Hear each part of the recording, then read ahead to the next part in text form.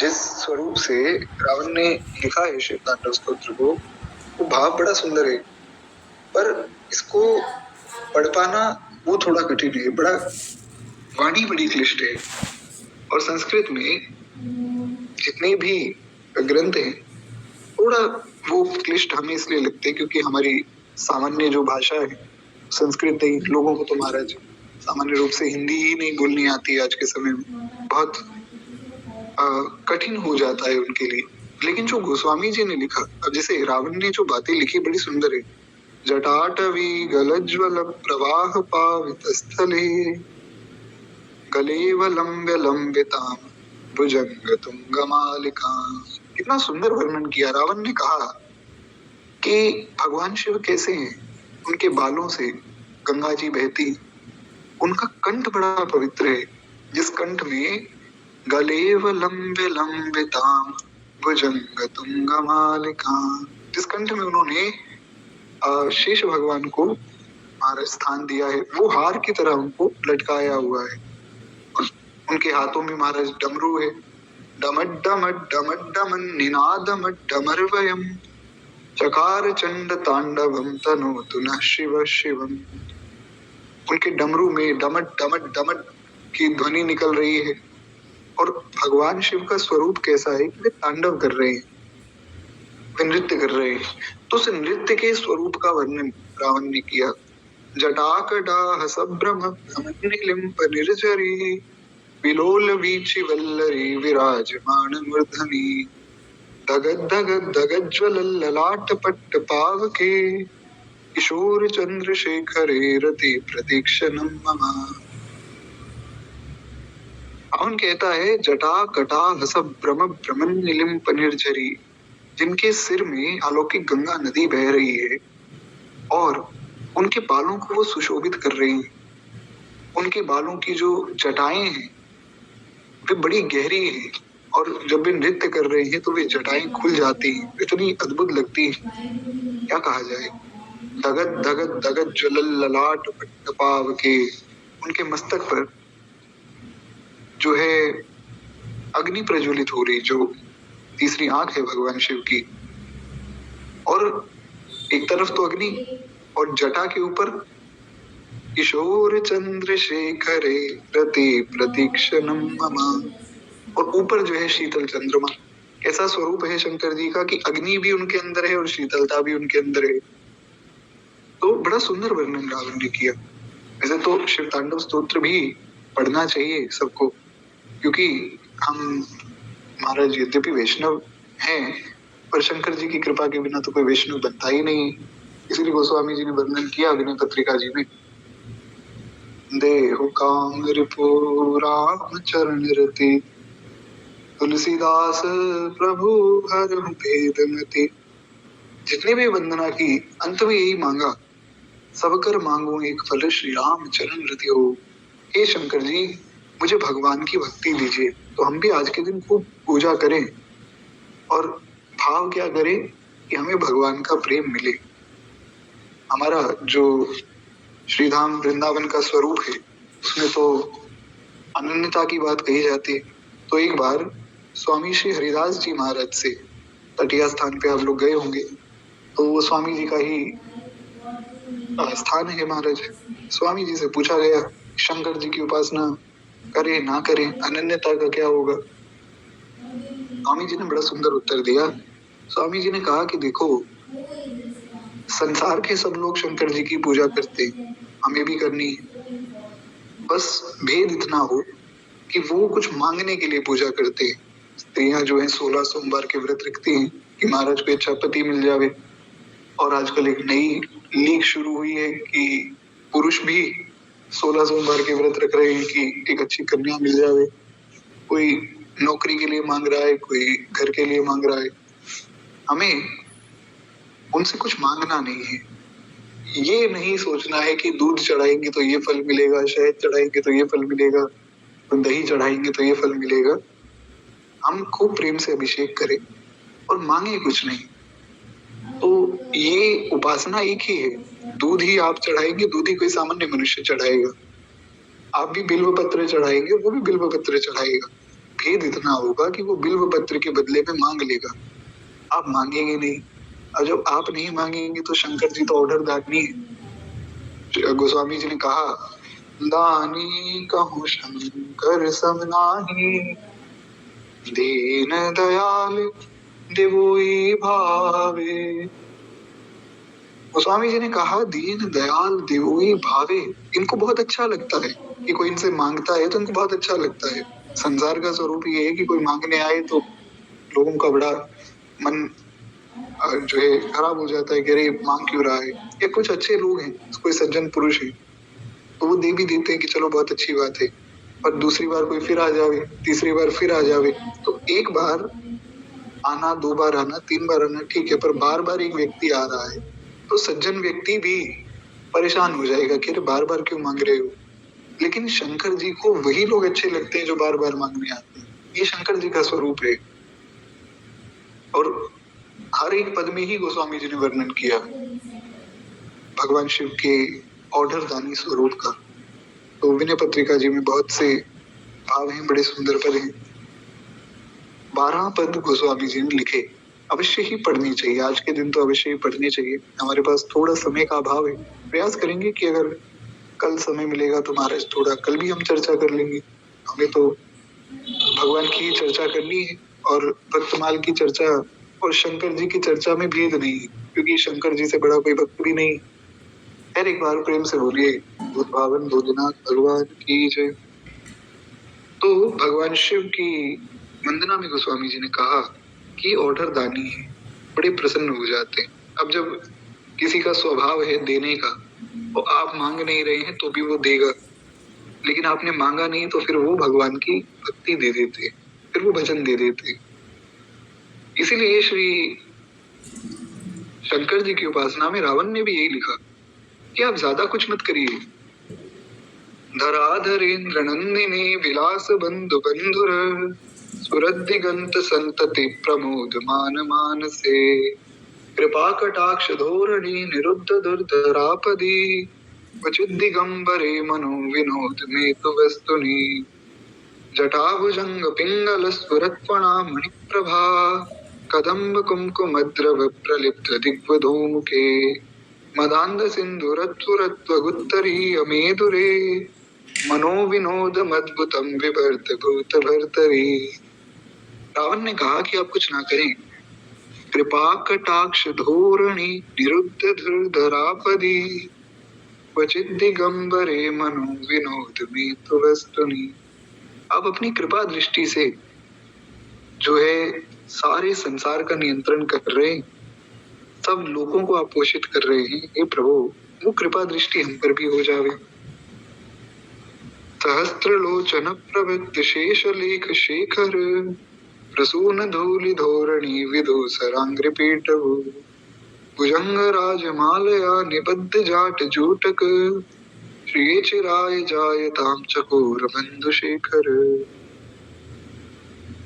रावण कहता है कि हे शंकर जी, आप हमें संपन्नता दीजिए, हमें संतोष दीजिए, क्योंकि धन तो कितना ही आ जाए महाराज, धन से तो व्यक्ति संपन्न होता नहीं। अब देखिए, जिस व्यक्ति के पास संसार में सबसे ज्यादा धन है, उससे पूछा जाए कि भैया अब तो तुम्हारे पास सबसे अधिक धन है, अब क्यों काम करते हो, तो वो कहता है कि हमें और धन कमाना है। क्यों? क्योंकि हमें जो है सबसे ऊपर ही रहना है, नीचे कैसे आ जाए। तो धन से तो व्यक्ति संतुष्ट होता नहीं। लेकिन अगर संतोषी हो जाए व्यक्ति, तो फिर वो संतुष्ट हो जाता है। इसलिए भगवान ने नवदा भक्ति में भी 8वीं भक्ति यही बताई, 8वीं जथा लाभ संतोषा, सपने नहीं देखई परदोषा। 8वीं जथा लाभ संतोषा, जितना जो है उसमें प्रसन्न रहना चाहिए। और वास्तव में जितना आपके पास है, अगर आप उसमें प्रसन्न है तो आप देखेंगे कि आपके पास अधिक है, कम नहीं है, अधिक है। हम अगर संतोष करें तो हमें लगेगा कि अरे इस वस्तु की भी आवश्यकता नहीं, भगवान ने ये भी दी हुई है, इसकी भी इतनी आवश्यकता नहीं थी, ये भी मिल गई, बड़ी कृपा है। इस प्रकार से रावण ने भी कहा कि आप हमें संपन्नता दीजिए, हमें अपनी शरण दीजिए। आगे बहुत सुंदर वर्णन रावण ने किया है। खैर, शिव तांडव स्तोत्र को हम यही प्रणाम करें। एक बार प्रेम से बोलिए भक्त वत्सल भगवान की जय। मुख्य बात जिस पर हम चर्चा कर रहे थे, ये शिव तांडव है तो बड़ा सुंदर, बड़ा प्यारा। कभी भगवान योग बनाएंगे तो स्वतंत्र रूप से केवल शिव तांडव पर ही एक दिन हम चर्चा करेंगे। बहुत सुंदर बातें इसमें लिखी हैं, पर इसकी वाणी थोड़ी क्लिष्ट है और इसीलिए सब उसको पढ़ नहीं पाते। अब शुरू किया है तो हम विश्राम कर देते शिव तांडव का, फिर हम रुद्राष्टकम में जाएंगे तो आप देखेंगे उसकी वाणी इतनी ज्यादा क्लिष्ट नहीं, वो थोड़ी सरल है और वो बहुत जल्दी याद भी हो जाएगा आपको। तो इसलिए शंकर जी की उपासना तो नित्य ही करनी चाहिए, प्रत्येक वैष्णव को भी करनी चाहिए। शिव तांडव आदि या वेदासार जो शिव स्तोत्र सत्व है वो नहीं पढ़ सकते हैं, या आदि शंकराचार्य जी ने खूब स्तोत्र लिखे उतना नहीं पढ़ सकते हैं, तो गोस्वामी जी की रामचरितमानस में शिव रुद्राष्टक को पढ़ना चाहिए। उतना भी ना हो तो विनय पत्रिका में 12 पद है, 12 में से कोई भी एक पद, उसमें तो भाषा ही बड़ी सामान्य है, तो उनमें से कोई एक पद हम उठा ले। इमं हि नित्यमेव मुक्तं मोतमं सदं पठं स्मरन् भुवन्नरो विशुद्धमेति सन्ततम्। हरे गुरुषु भक्तिमाशु याति नान्यथा गतिं विमोहिनं हि देहिनां सुशङ्करस्य चिन्तनम्। विमोहिनं हि देहिनां सुशङ्करस्य चिन्तनम्। बोलिए भावन भोलेनाथ भगवान की जय। विमोहिनम ही देहिनां सुशंकरस्य चिंतनम। अब ऐसा नहीं कि महाराज मैं कोई जो है बहुत बड़ा ज्ञानी या पंडित हूँ जो मुझे याद है, ऐसा नहीं। शिव तांडव तो याद करने में दास को भी बहुत समय लग गया था, पर ये है संस्कृत की ये बड़ी सुंदर बात है। अगर आप ध्यान से देखें, संस्कृत व्यक्ति भूलता नहीं, संस्कृत को भूल नहीं सकते हैं। जैसे बचपन में हमें पोएम वगैरह भी याद कराई जाती थी, कविताएं भी याद कराई जाती थी, तो बहुत से लोगों को याद भी रहती है। सच बताऊं तो मुझे तो याद नहीं है महाराज, पर संस्कृत के जो स्तोत्र आदि कुछ प्रभु कृपा से एक दो याद किए हुए, वो भूलते नहीं, वो याद ही रहती है। संस्कृत की बड़ी एक सुंदर बात है। संस्कृत में आपने एक बार जो याद कर लिया सो वो याद हो जाता है। जैसे गीता जी के श्लोक बहुत लोगों को याद रहते हैं, कई लोगों को कोई स्तोत्र याद रह जाता है। बचपन में कोई स्तोत्र पढ़ा तो अभी तक याद है। एक व्यक्ति एक वैष्णव है, वे बताते हैं कि भैया हम तो बचपन में गुरुकुल में पढ़ते थे, आदित्य हृदय स्तोत्र पढ़ाया जाता था, उसके बाद संगति बिगड़ गई तो गुरुकुल से तो बाहर आ गए, नशा भी करने लग गए, उल्टे सीधे काम भी करने लग गए, तो अब तो वो रहनी तो बची नहीं गुरुकुल वाली। अभी भी संगति तो वही है, पर थोड़ा बहुत प्रयास करते हैं, लेकिन अभी भी आदित्य हृदय स्तोत्र नहीं भूला है। तो ये संस्कृत की एक सुंदरता है। खैर, तो इस प्रकार से शिव रुद्राक्षक भी लिखा गोस्वामी जी ने, उसका भाव भी यही है, उसमें भी स्तुति ही भगवान शिव की जा रही है और बड़ी सुंदर स्तुति है। नमामि शमीशान निर्वाण रूपम विभुं व्यापकं ब्रह्म वेद स्वरूपम निजं निर्गुणं निर्विकल्पं निरीहं चिदाकाशमाकाशवासं भजेऽहम्। निराकारमोकारमूलं तुरीयं गिराज्ञानगोतिर्गमीशं गिरीशं करालं महाकाल कालं कृपालं गुणागार संसार पारं नतोऽहं तुषारादिशङ्काशगौरं गभीरं मनोभूत कोटि प्रभा श्री शरीरम् पुरन्मौलिकल्लोलिनी चारुगङ्गा लसद्भाल भालेन्दुकण्ठे भुजङ्गा चलत्कुण्डलशुभ्रनेत्रं विशालं प्रसन्नाननं नीलकण्ठं दयालं मृगाधीशचर्माम्बरं गण्डमालं प्रियं शङ्करं सर्वनाथं भजामि। प्रियं शंकरं सर्वनाथं भजामि। प्रभुत भावन भोलेनाथ भगवान की जय। तो यहाँ तक गोस्वामी जी ने जो वर्णन किया है उसमें भगवान शिव की करुणा का वर्णन आया। आगे उनके प्रचंड स्वरूप का वर्णन भी गोस्वामी जी ने किया, लेकिन पुनः करुणा से शुरू होके प्रचंड स्वरूप पे आए और फिर करुणा पे ही पहुंच गए। तो मूल बात ये है, मूल सिद्धांत जो गोस्वामी जी समझा रहे हैं वो ये समझा रहे हैं कि शिव जी बहुत कृपालु है, बहुत दयालु है। तो शंकर जी से जो भी प्रार्थना की जाती है बड़ी जल्दी पूर्ण हो जाती, क्योंकि वे ऑर्डर दानी है। एक तो होता है दानी, एक होता है महादानी, और फिर आते हैं महाराज शंकर जी जो ऑर्डर दानी है। कोई कुछ भी मांगे, कैसे भी मांगे, कभी भी मांगे, वे दे देते हैं। वे देर नहीं लगाते, बल्कि वे पहले ही वरदान दे देते हैं, फिर बाद में व्यक्ति सोचता है कि मांगे क्या। तो शंकर जी, तुम्हारा शंकर जी आगे के भाव में श्री गोस्वामी जी लिखते हैं, केवल एक मिनट दीजिएगा।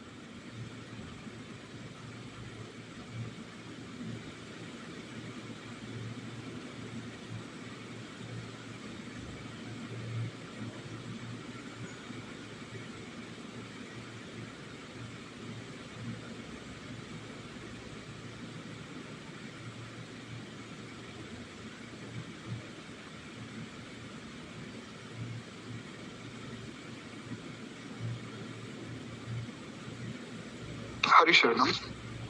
आशा करता हूँ कि मेरी आवाज आप लोगों को आ रही हो।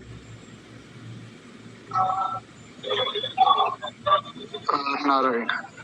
तो हम लोग चर्चा कर रहे थे भगवान शिव के प्रचंड स्वरूप की।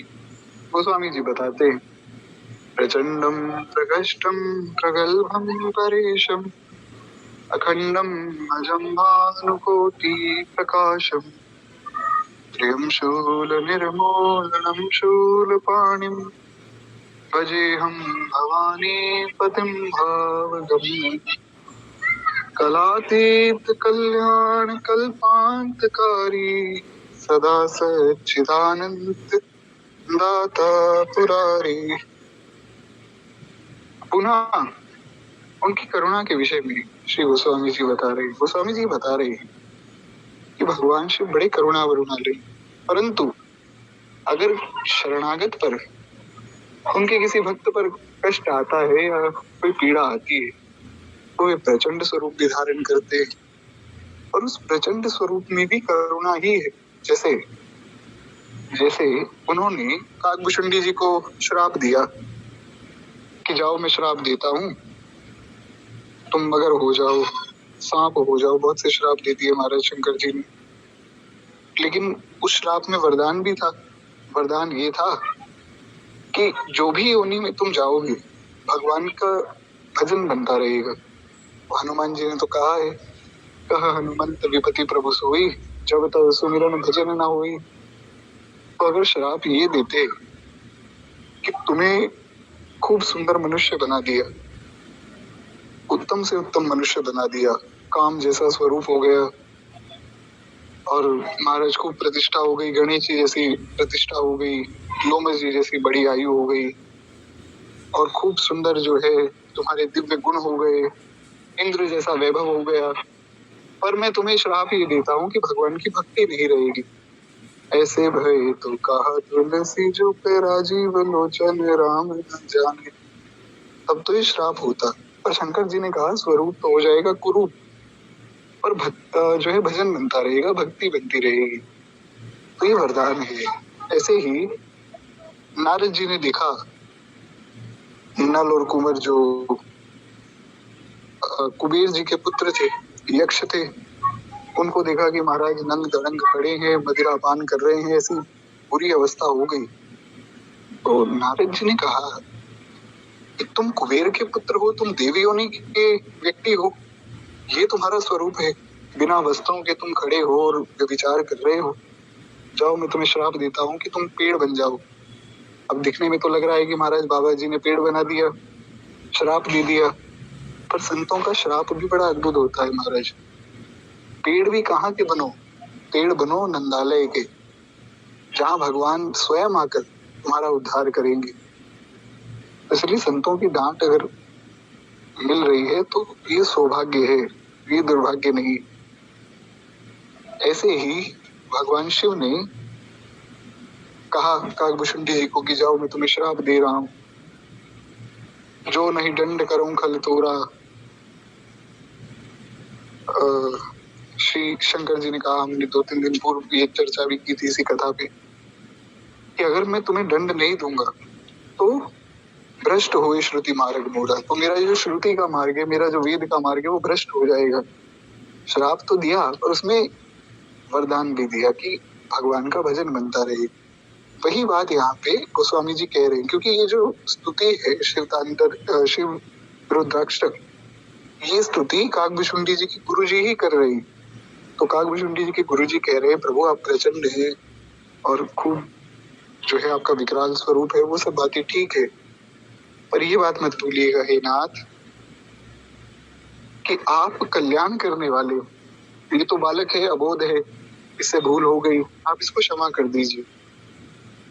कलातीत कल्याण कल्पांतकारी, सदा सच्चिदानंद दाता पुरारी, चिदानंद संदोह मोह पहारी, प्रसीद प्रसीद प्रभु मनमथारी।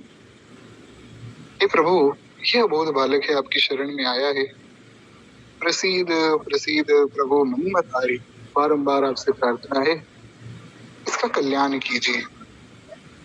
नयावधुमानाथ पादारविन्दं भजन्ति लोके परेव नराणा, न तावत् सुखं शान्ति सन्तापनाशं, प्रसीद प्रभो सर्वभूतादिवास।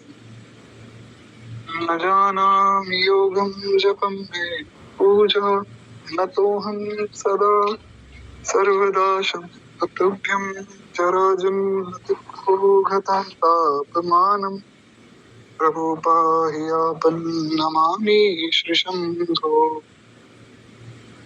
न जानामि योगं जपं नैव पूजा, न तोऽहं सदा सर्वदा शम्भुतुभ्यं जराजन्म दुःखो घतापमानं, प्रभो पाहि आपन् नमामि श्रीशंभो। अंत में बड़ी सुंदर बात कही, प्रभु पाहि आपन नमामि श्री शंभो। हे प्रभु, हम तो कुछ नहीं जानते,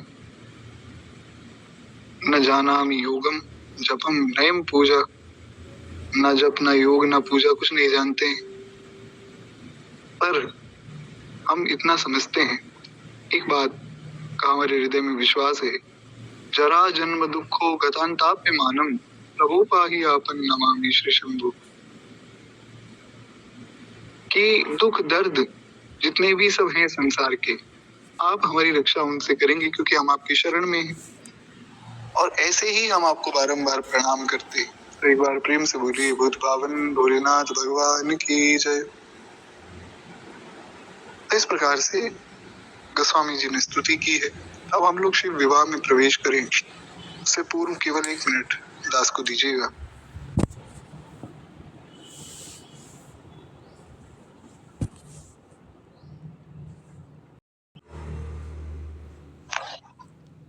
तो इस प्रकार से महाशिवरात्रि के दिन तो विशेष रूप से भगवान शिव की आराधना ही की जाती है। शिव विवाह का वर्णन तो विशेष रूप से कहीं ऐसा प्राप्त नहीं हुआ, क्योंकि आज के दिन जो कथा प्राप्त होती है वो ये कथा है कि एक बार भगवान विष्णु में और ब्रह्मा जी में महाराज बहस हुई कि बड़ा कौन है। तो ब्रह्मा जी जो है भगवान के ही गर्भ से निकले, हिरण्यगर्भ ब्रह्मा जी का नाम है। तो ब्रह्मा जी ने कहा कि मैं कौन हूँ, मैं कहाँ से आया हूँ, और ये कमल के पुष्प पे मैं कैसे आ गया। तो भगवान नारायण ने बताया कि आप हमारे पुत्र हैं। आशा करता हूँ मेरी आवाज आ रही होगी आप लोगों को। भगवान नारायण ने बताया कि आप हमारे पुत्र हैं और हमारे ही गर्भ से आप जो है उत्पन्न हुए हैं।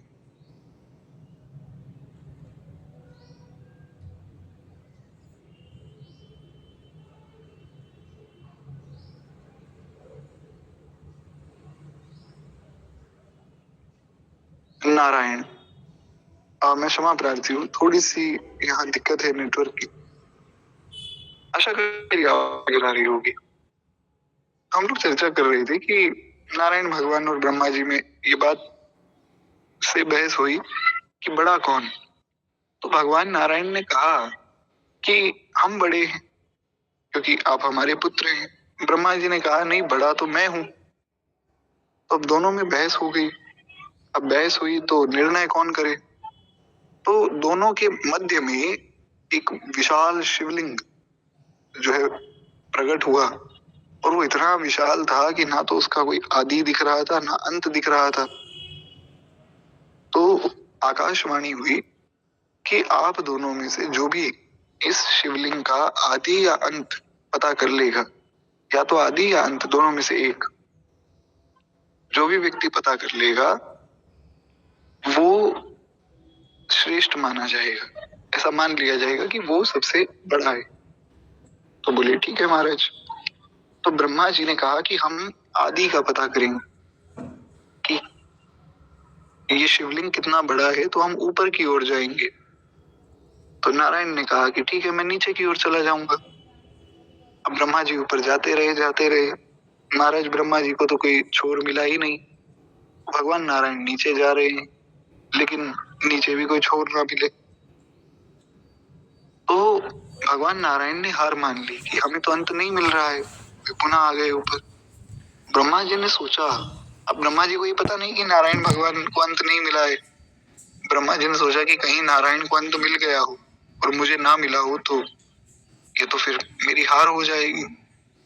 तो ऊपर से एक केतकी का पुष्प गिरा। ब्रह्मा जी ने उसको हाथ में लिया और कहा कि देखो, अब हम नीचे जाएंगे वापस जहां से हम ऊपर आए थे, और वहां जाकर हम कहेंगे कि हमने आदि पा लिया, जो शिवलिंग का एक छोर हमने पा लिया। तो तुम्हें क्या करना है? तुम्हें गवाही देनी है। तुम्हें कहना है कि हाँ, ब्रह्मा जी को तो एक छोर मिल गया,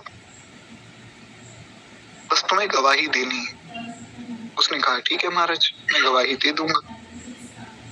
तो ब्रह्मा जी ने पूछा कि भैया तुम आए कहाँ से हो? बोला पता नहीं, मैं तो अनंत समय से गिरता ही आ रहा हूँ, पता नहीं कितना समय हो गया। तो ब्रह्मा जी नीचे आए। ब्रह्मा जी ने भगवान नारायण से पूछा गया, तो भगवान नारायण ने कहा हमें तो अंत मिला नहीं। ब्रह्मा जी ने कहा हमें तो मिल गया। बोले आपको अंत मिल गया? बोले हाँ। प्रमाण क्या है? बोले प्रमाण है केतकी का पुष्प, इस पुष्प से पूछ लीजिए, ये ऊपर ही पड़ा था शिवलिंग के, हमने उठा लिया। उस पुष्प ने कहा कि हाँ बिल्कुल, ब्रह्मा जी तो सबसे ऊपर जाके आए महाराज। तो वहां भगवान शिव प्रकट हुए। आज ही के दिन, महाशिवरात्रि के दिन वहां भगवान शिव प्रकट हुए। और शंकर जी ने कहा कि आप झूठ बोल रहे हैं, ये ब्रह्मा जी आपने झूठ बोला। नारायण को अंत नहीं मिला, उन्होंने झूठ नहीं बोला, उन्होंने सत्य बोला, क्योंकि मेरा अंत है ही नहीं। आपने झूठ बोला कि आपको अंत मिल गया है। इसलिए जो है मैं आपको श्राप देता हूँ कि आपकी पूजा नहीं होगी आज के बाद। और ब्रह्मा जी की पूजा होती भी नहीं। सिर्फ एक पुष्कर स्थान है जहाँ ब्रह्मा जी का मंदिर है, बाकी कहीं पूजा नहीं होती। और ये केतकी का जो पुष्प है, इसको मैं श्राप देता हूँ कि मेरी पूजा में केतकी के पुष्प का प्रयोग नहीं होगा। तो इस प्रकार से ये कथा जो है आज की प्राप्त होती है। फिर भगवान नारायण को श्रेष्ठ बताया गया है। शिव पुराण में जो कथा आई है वो इस प्रकार से आज के दिन की। तो एक बार प्रेम से बोलिए भक्तवत्सल भगवान की जय। पर ये है कि दास के मन में एक विचार आया कि महाराज जब भगवान शिव का विवाह ठीक है आज के दिन नहीं हुआ, फिर भी हम अगर विवाह का उत्सव मना ले, उसमें हमारा घाटा तो है नहीं, उसमें तो लाभ ही लाभ है। इसलिए जो थोड़ा सा विवाह का वर्णन भी हमें सुन लेना चाहिए, और उसके बाद फिर वाणी को हम विश्राम देंगे। कथा आप सबको ज्ञात है कि सती जी और भगवान शिव पहुंचे हैं महाराज अगस्त जी के पास में, और सती जी का जो विवाह हुआ शंकर जी से, तो बड़ा अद्भुत विवाह था। उसका भी वर्णन मिलता है किस प्रकार से जो है दक्ष प्रजापति ने 60,000 वर्षों तक तपस्या करके माँ भगवती पराम्बा को प्रसन्न किया और उनसे प्रार्थना की कि आप हमारे यहाँ पुत्री के रूप में आइए। माँ भगवती पराम्बा प्रसन्न हुई, उनके यहाँ सती जी के रूप में आ गई। सती जी का और शंकर जी का विवाह हुआ। दक्ष प्रजापति माने नहीं पहले तो महाराज, पर जो होना है सो होना ही है, सो ही जो राम रचि राखा। तो सती जी का पानी ग्रहण भगवान शिव ने किया है। केवल 1 मिनट मुझे दीजिएगा।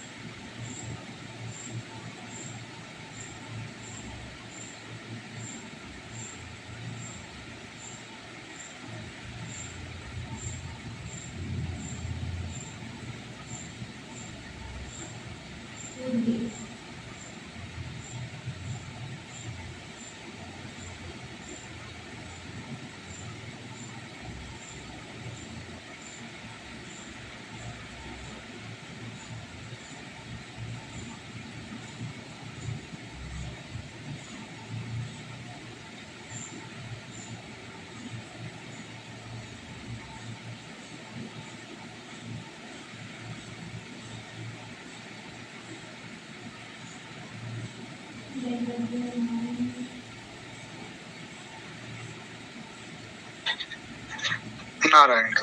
आशा करता हूँ कि मेरी आवाज क्लियर आ रही होगी। तो जैसा हम लोग चर्चा कर रहे थे कि दक्ष प्रजापति जो है वे भगवान शिव और माँ भगवती सती के विवाह के विरुद्ध थे, विवाह नहीं होने देना चाहते थे। और सती जी ने भी खूब तपस्या की और भगवान शिव का और सती जी का विवाह हुआ। उसके उपरांत भी जो है दक्ष प्रजापति प्रसन्न नहीं थे। तो एक बार जो है श्री सती जी और भगवान शिव कथा सुनने गए महाराज अगस्त्य जी के यहाँ पे, और बड़ा आनंद हुआ क्योंकि भगवान की कथा तो परम मंगलमय होती ही है। तो शंकर जी के मन में बड़ा आनंद था कि हम जो है भगवान की कथा सुनेंगे, और बड़े प्रसन्न थे भगवान शिव। ऐसी ही प्रसन्नता के साथ कथा सुननी चाहिए। तो शंकर जी के मन में भाव आया कि जब हम कथा सुनने जा रहे हैं तो क्यों ना सती को भी संग में लेकर जाएं। एक बार त्रेता युग माही शंभु गए कुंभज ऋषि पाही।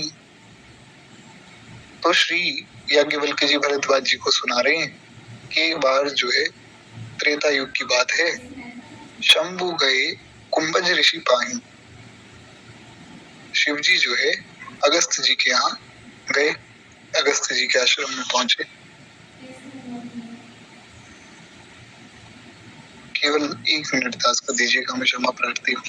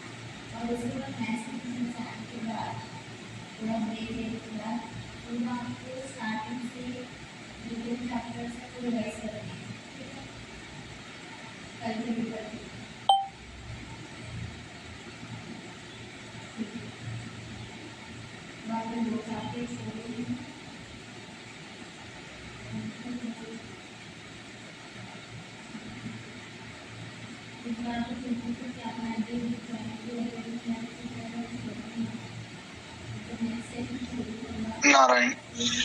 तो अब ऐसी आशा है कि अब ऐसा कुछ रुकावट नहीं आएगी। खैर एक बार प्रेम से बोलिए भक्त वत्सल भगवान की जय। तो हम लोग सुन रहे थे, एक बार त्रेता जुग माही शंभु गए कुंभज ऋषि पाही। शंकर जी जो है अगस्त्य जी के पास पहुंचे हैं और कथा सुनने के लिए भाव से ही पहुंचे। संग सती जग जननी भवानी पूजे ऋषि अखिलेश्वर जानी। संग में जो है श्री सती जी भी गई और खूब आनंदित हो गए अगस्त्य जी के, आज हमारे घर साक्षात शिव पार्वती शिव सती पधारे हैं। नाचने लगे महाराज। राम कथा मुनि बरज बखानी सुनि महेश परम सुख मानी। ऋषि पूछी हरि भगति सुहाई कहि शंभु अधिकारी पाई। कहत सुनत रघुपति गुण गाथा कुछ दिन तहाँ रहे गिरिनाथ। मुनि सन विदा मांगी त्रिपुरारी चले भवन संग दक्ष कुमारी।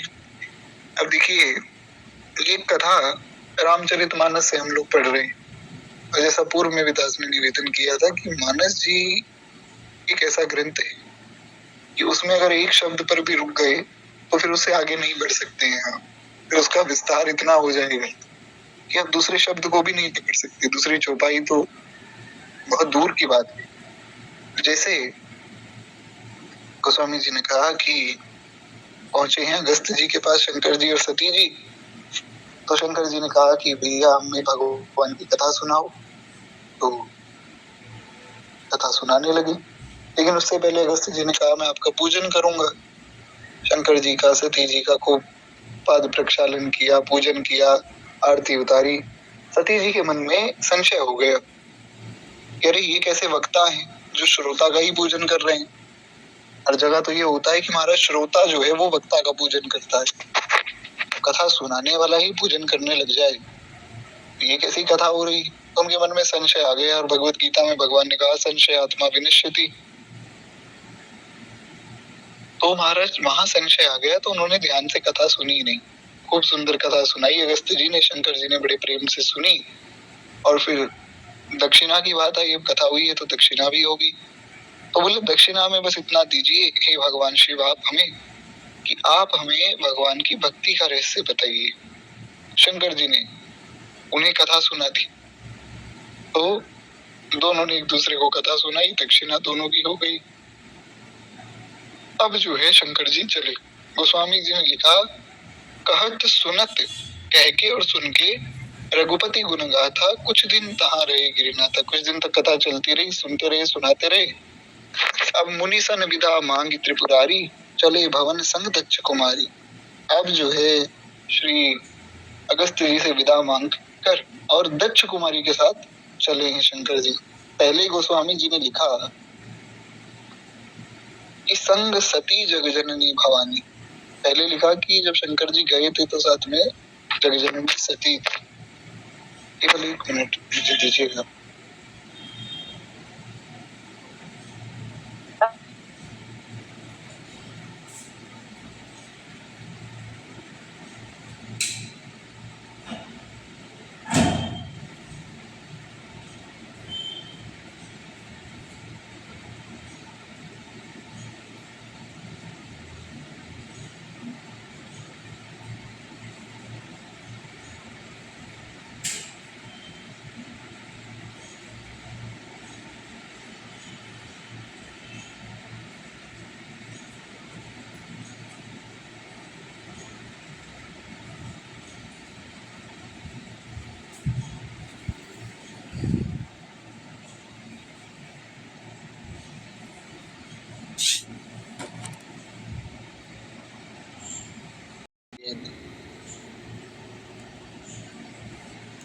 नारायण।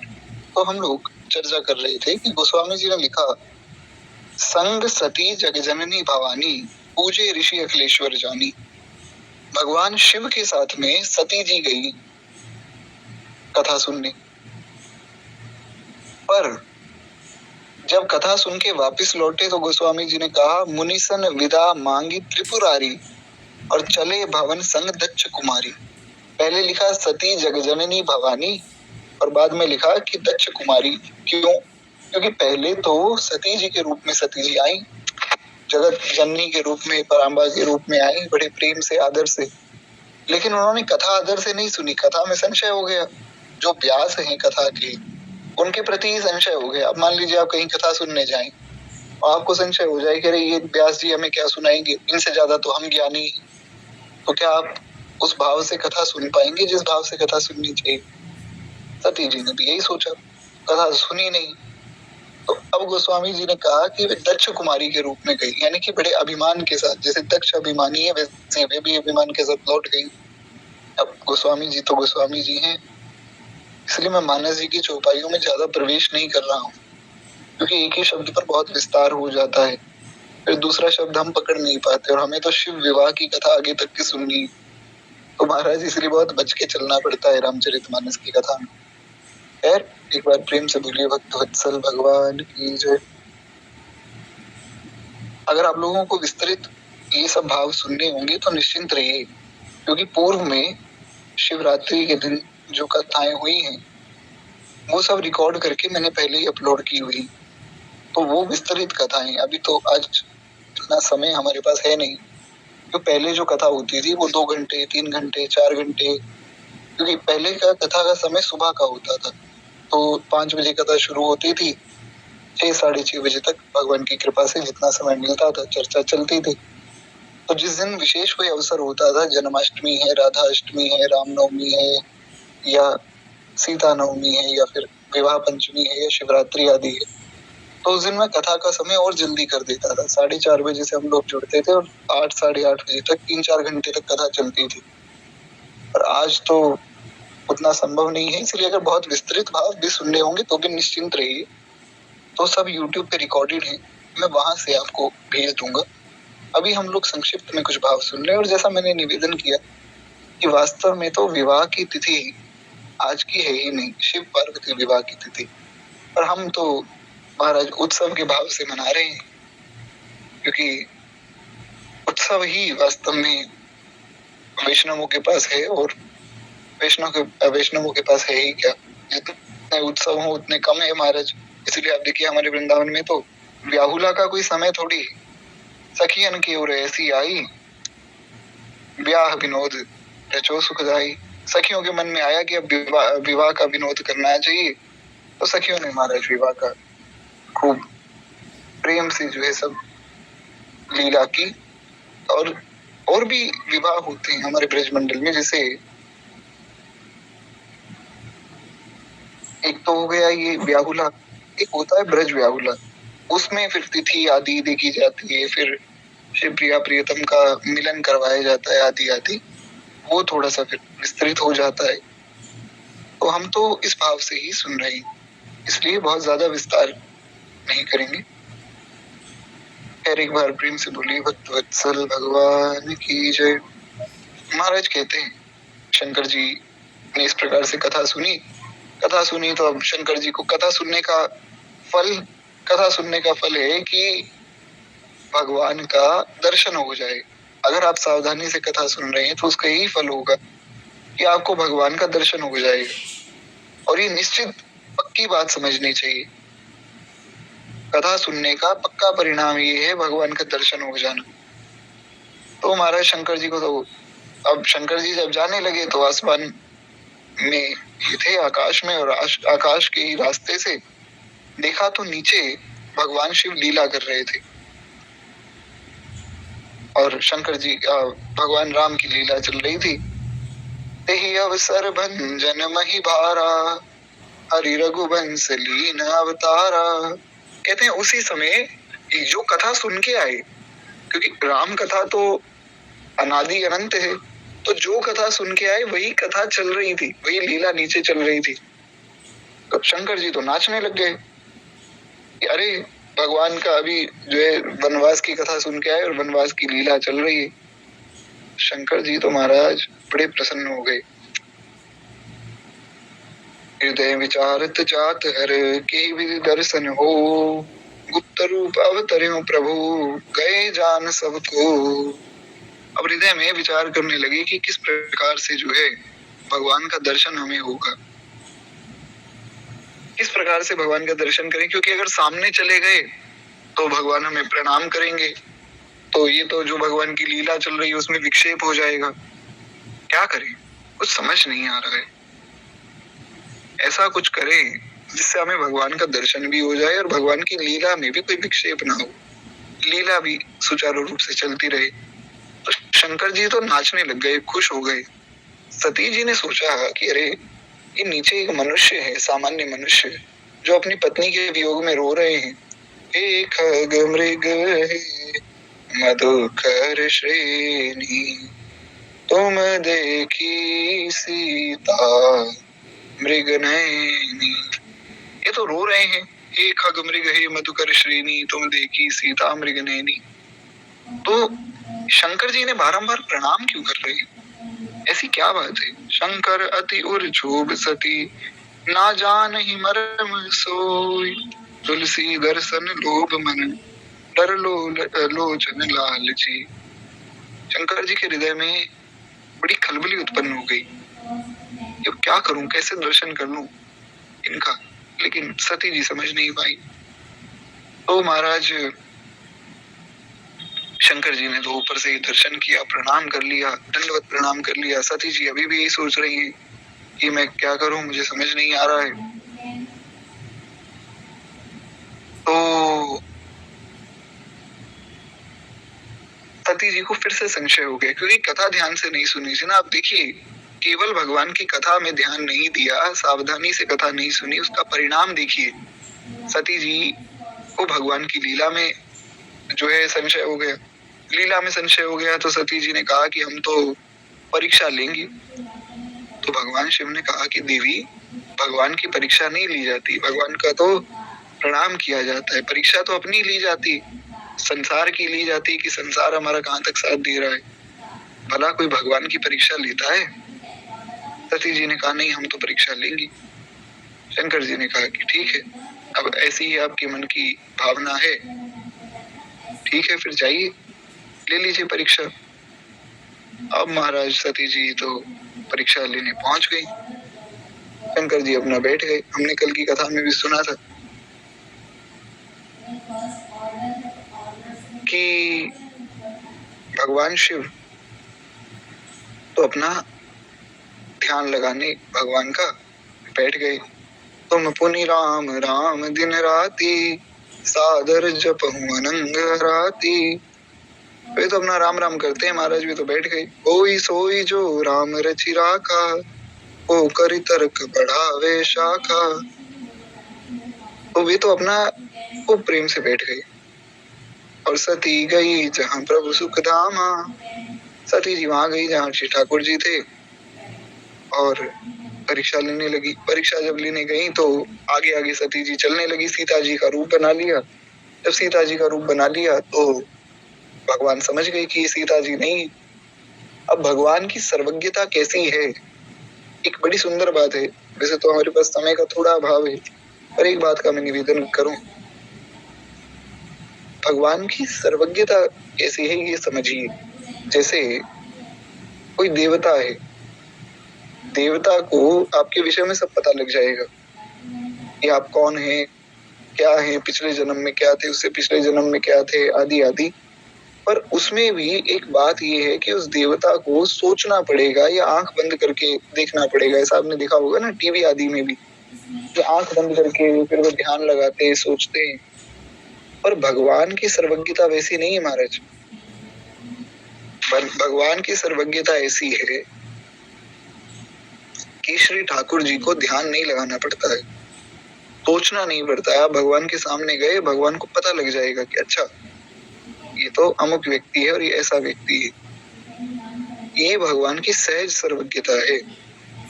भगवान को सहज पता लग जाता है, उनको आंख बंद करके देखना नहीं पड़ता है। भगवान तो समझ गए। लक्ष्मण जी ने सोचा कि लग तो जानकी जी रही हैं, पर ये जानकी जी हो नहीं सकती, क्यों जानकी जी होती तो भगवान के आगे क्यों चलती, भगवान से पीछे चलती महाराज।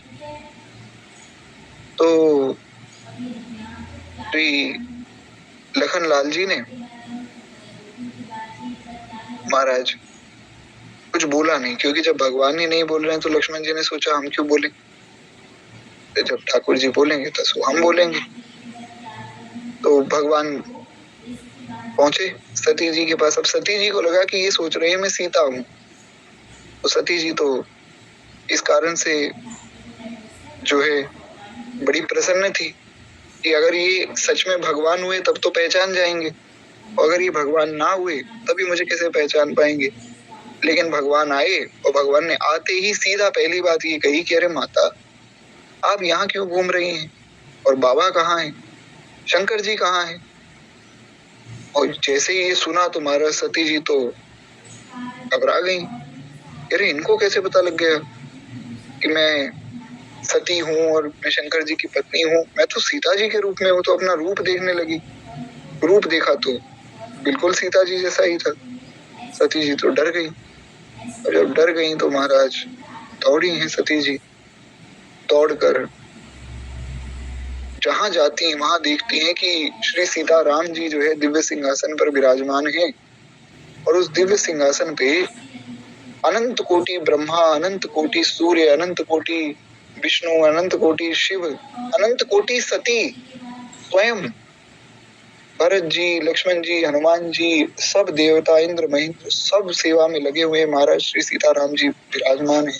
और एक नहीं दो नहीं करोड़ों करोड़ों सती, करोड़ों करोड़ों शिव सेवा पूजा कर रहे हैं।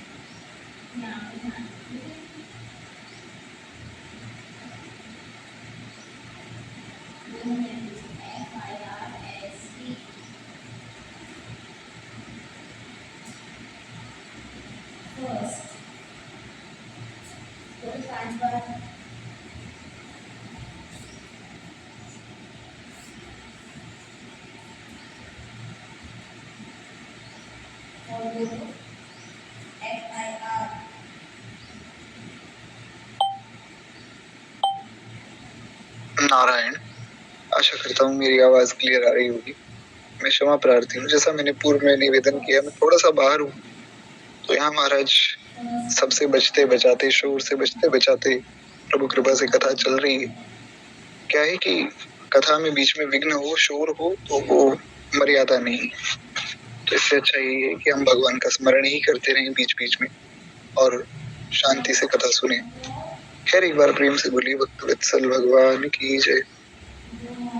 तो हम सुन रहे थे कि इस प्रकार सती जी जहां जा रही हैं, आगे भागती हैं तो आगे देखती हैं कि दिव्य सिंहासन पर श्री सीताराम जी विराजमान हैं, अनंत कोटि ब्रह्मा विष्णु महेश शंकर जी, रति जी सब सेवा कर रहे हैं, चरण दबा रहे हैं।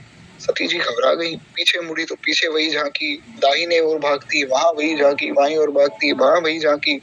तो सती जी तो रोते हुए बैठ गई एक जगह, आंखें बंद कर ली, रोने लग गई। और जब आंख खोली तो देखा कि राम जी खड़े हैं, लक्ष्मण जी खड़े हैं, और राम जी पूछ रहे हैं कि अरे मैया तुम यहाँ क्या कर रही हो। एक ही क्षण में अनंत कोटि ऐश्वर्य भगवान ने दिखा दिया तो समझ गई कि वही सामान्य नहीं है, तो साक्षात पर ब्रह्म परमात्मा है, ये तो साक्षात भगवान है। क्षमा मांगी है भगवान से और पुनः लौट गई।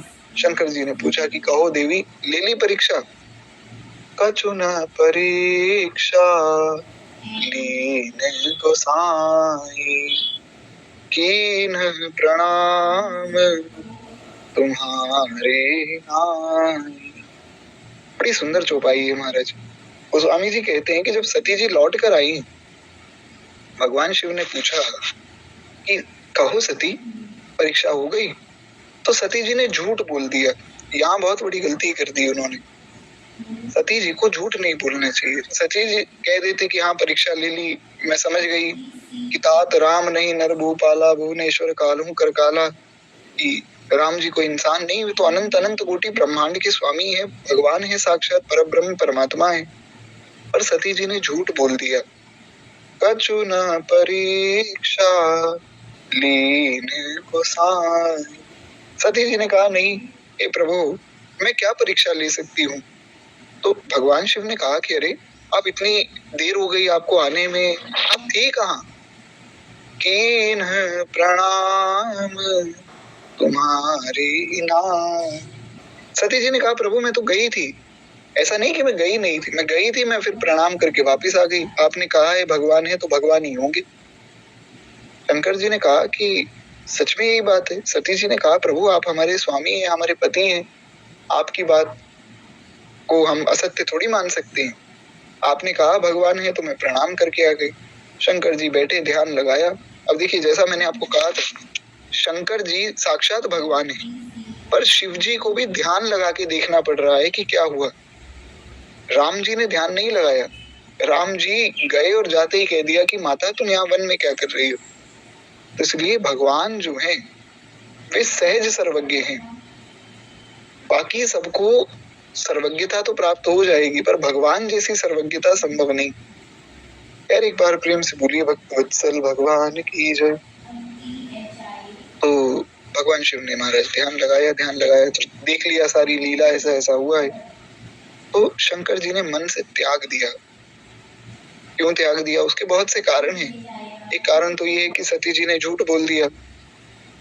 दूसरा कारण ये है कि भगवान शिव ने कहा कि आपने हमारी माँ का रूप धारण किया है। मैं जानकी जी को माता के स्वरूप में बसता हूँ। माता रामो मत पिता रामचंद्र, स्वामी रामो मत सखा रामचंद्र, सर्वस्वं मे रामचंद्रो दयालु, नान्यं जाने नैव जाने न जाने। तो जानकी जी तो माँ है और आपने माँ का रूप धारण कर लिया, इसलिए मैं आपको पुनः पत्नी के रूप में देख नहीं सकता। और आपने अगर झूठ बोल दिया तो महाराज झूठ बोलना तो उचित नहीं। पतिव्रता नारी के लिए ये अपराध है, अपने पति से झूठ बोलना। तो शंकर जी ने त्याग दिया, पर बोले नहीं। शंकर जी का हृदय बड़ा कोमल है जी। भगवान शिव भी साक्षात भगवान ही है, कहीं कोई भेद नहीं है। इसलिए गोस्वामी जी ने कहा भी एक पद में, विनय पत्रिका जी का जो पद संख्या 6 है, शायद 6वां या 7वां पद है, उसमें कहा भी है गोस्वामी जी ने, सब प्रकार समर्थ भगवान, दानी नहीं शंकर सम आन, सब प्रकार समर्थ भगवान। दानी कहूँ शंकर सम नाही, दीन दयाल देवोई भावे, सब प्रकार समर्थ भगवान। ये पद है, 6वां है या 7वां है विनय पत्रिका में। तो भगवान शिव तो साक्षात भगवान ही, उसमें उनमें कोई भेद नहीं है। पर ऐश्वर्य के रूप में अगर देखा जाए तो उस स्वरूप से मैं चर्चा कर रहा था। खैर एक बार प्रेम से बोलिए भूत भावन भोलेनाथ भगवान की जय। तो भगवान शिव कितने करुणा वरुणालय हैं। उन्होंने सोचा कि सती जी ने भले ही झूठ बोला और भले ही इन्होंने भगवान की परीक्षा हमारे मना करने के बाद भी ले ली, फिर भी जो है इन्हें बताया ना जाए, क्यों, इन्हें बुरा लग जाएगा। तो शंकर जी कुछ बोले नहीं, पर देवता फूल बरसाने लग गए कि अरे महाराज धन्य है शंकर जी आपकी भक्ति, आप जैसा भक्त तो कौन होगा, जिसने भगवान की भक्ति में इतने जो लीन हो गए कि अपनी पत्नी का ही त्याग कर दिया शंकर जी ने, कि इन्होंने मेरी माँ का रूप धारण कर लिया, मैं इनको पत्नी के रूप में देखूंगा कैसे। ये मर्यादा है हमारे सनातन धर्म की। आजकल तो महाराज हर व्यक्ति 5, 7, 8, 10 लोगों से बातचीत कर रहा है और लोगों को लगता है बड़ी सामान्य बात है, पर वास्तव में प्रेम का स्वरूप यही है। तो जैसे एक बार अकबर, महाराज अकबर तो अकबर था, बड़ा सजग रहता था वो अपने राज्य को लेके। तो युद्ध हो रहा था अकबर का राजपूतों के साथ, और अकबर ने देखा कि रात्रि में एक व्यक्ति जहाँ युद्ध का स्थल है वहां घूम रहा है। अकबर अपने सैनिकों के साथ था, तो अकबर ने महाराज कहा कि कौन हो तुम, कहाँ से आए हो? तो पता लगा कि ये तो एक नारी है, एक स्त्री है। तो अकबर ने कहा कि आप यहाँ क्या कर रही हैं? स्त्रियां तो युद्ध स्थल में आती नहीं, वो भी रात के समय में। तो उस नारी ने कहा कि मेरा विवाह तय हुआ था एक पुरुष के साथ, अभी विवाह हुआ नहीं, अभी तो तय हुआ था, और मैंने सुना कि वो युद्ध में शहीद हो गए, वीर गति को प्राप्त हो गए, तो मैं देखने आई हूँ कि वे कौन है और कहाँ है। तो अकबर ने कहा कि अरे तुम्हारा तो विवाह तय हुआ था ना, तो वो तो मर गया, तो तुम किसी और से विवाह कर लो। अब अकबर तुम्हारा मुस्लिम है, वो क्या जाने मान मर्यादा क्या है। उसने कहा नहीं, मैंने अपने मन से उन्हें पति मान लिया था, तो अब मैं किसी दूसरे पुरुष से विवाह कैसे कर लूं? तो मैं देखने आई हूँ कि वे है कहाँ। ये हमारे यहाँ की मर्यादा रही महाराज। खैर, तो शंकर जी ने त्याग दिया। सती जी को पता लग गया कि इन्होंने शायद मुझे त्याग दिया है, पर ये मुझे बता नहीं रहे। सती जी बार बार पूछ रही हैं कि बताइए बताइए क्या बात है। शंकर जी ने कुछ नहीं बोला, चुपचाप जाकर बैठ गए। शंकर सहज स्वरूप संभारा, लागी समाधि अखंड अपारा। शंकर जी बैठ गए, समाधि लग गई। 87,000 वर्षों तक शंकर जी समाधि में बैठे रहे।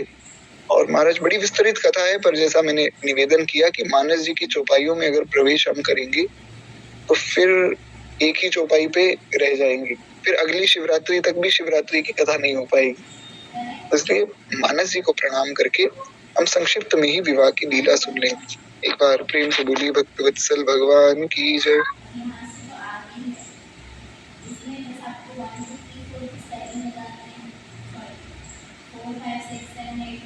केवल 1 मिनट दास को दीजिएगा।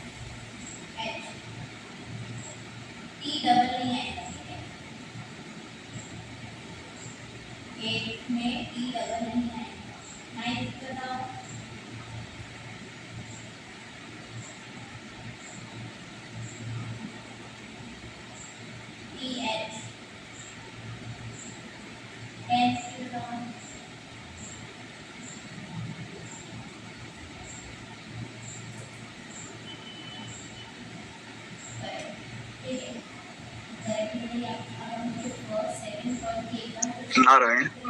तो आशा करता हूँ कि मेरी आवाज क्लियर आ रही होगी। एक बार प्रेम से बोलिए भक्तवत्सल भगवान की जय। तो हम लोग चर्चा कर रहे थे कि भगवान शिव की समाधि लगी और माँ भगवती सती अपने हृदय में उस कष्ट को लेकर अपना नित्य कर्म करते रही। 87,000 वर्षों बाद जब शिव जी की समाधि खुली, भगवान शिव के मुख से निकला राम, तो सती जी बहुत प्रसन्न हुई और महाराज बड़ी प्रसन्नता से भी पहुंची हैं कि शंकर जी जाग गए और अब मैं पूछूंगी कि क्या बात हो गई। तो हमारे यहाँ व्यवस्था ऐसी है कि जो भार्या है, जो पत्नी है, वो वामांग में बैठती है। तो शंकर जी के वामांग में सती जी बैठने गई। शंकर जी ने वामांग में नहीं बिठाया, भगवान शिव ने कहा सामने बैठी है आप। अब सती जी समझ गई कि इन्होंने मेरा त्याग कर दिया। सती जी रोने लग गई। जब वे रोने लग गई तो महाराज सती जी को भगवान शिव ने कहा कि देखिए आप रोइए नहीं, भगवान की कथा सुनिए। राम कथा शुरू हुई तो देखा कि आकाश में से खूब विमान जा रहे हैं। सती जी ने पूछा कि प्रभु ये विमान कैसे? भगवान शिव ने बताया कि आपके पिताजी एक यज्ञ कर रहे हैं जिसमें हमें नहीं बुलाया है, तो हमें नहीं जाना चाहिए, आप कथा सुनिए प्रेम से। सती जी ने कहा, नहीं मेरे पिता हैं, मुझे क्यों बुलाएंगे? अरे पिता के घर जाने के लिए कोई बुलावा आए इसकी आवश्यकता थोड़ी है। शंकर जी ने कहा, देवी जहाँ ना बुलाया जावे वहां नहीं जाना चाहिए। तो फिर उन्होंने अपनी और दक्ष जी के बीच की परस्पर जो बात है वो बताई। अब वो तो बहुत विस्तृत कथा है, उस कथा को यहीं प्रणाम करें। और जैसा मैंने कहा था कि जो पहले हमारी मानस जी की चर्चा हुई, लगभग 1.5-2 साल तक कथा चली, उसमें सब कथाएं बहुत विस्तार में हमने चर्चा की थी, तो वो मैं भेज दूंगा ग्रुप में, आप लोग वहां से सुन लीजिएगा। शंकर जी ने कथा सुनाई किस प्रकार से दक्ष जो है वे मुझे पसंद नहीं करते, तो जान के हमारा अपमान करने के लिए उन्होंने हमें नहीं बुलाया है, हमें नहीं जाना चाहिए। पर सती जी ने फिर वही गलती की जो पहले की थी। पहले भी उन्होंने शंकर जी की बात नहीं मानी, दूसरी बार फिर उनकी बात ना मानकर सती जी बोली कि मैं तो जाऊंगी। भगवान शिव ने कहा, ठीक है, जैसी आपकी इच्छा है, आपको जाना है तो जाइए। होई सोई जो राम रचि राखा। नंदी जी को कहा कि इन्हें इनके पिता दक्ष के यहाँ छोड़ाओ और इनके सारे कपड़े और जो जो इनके पास सामान है सब ले जाओ। सती जी को समझ नहीं आया कि सब सामान क्यों भेज रहे हैं। भगवान शिव ने कहा, सब कुछ ले जाओ इनका।